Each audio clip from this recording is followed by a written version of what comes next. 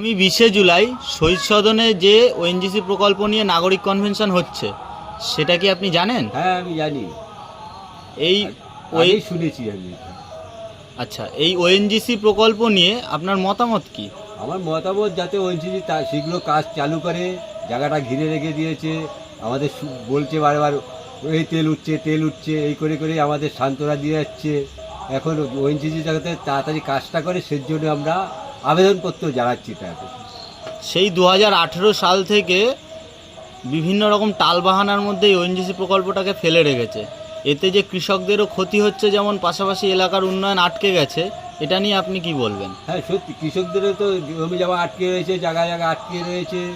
দোকানপাট কিছু গরিব করে খাচ্ছিল, সেও খেতে পাচ্ছে না। উন্নতি হলে আরও দোকানপাটও খেতে পারে, কিছু গরিব বাঁচবে সেটি। তো এই যে নাগরিক কনভেনশনটা হচ্ছে, এটাই কি আপনি যাবেন? হ্যাঁ, চাষি ভাইদের নিয়ে যাব। আপনার নাম? আমার নাম মহাদেব দাস।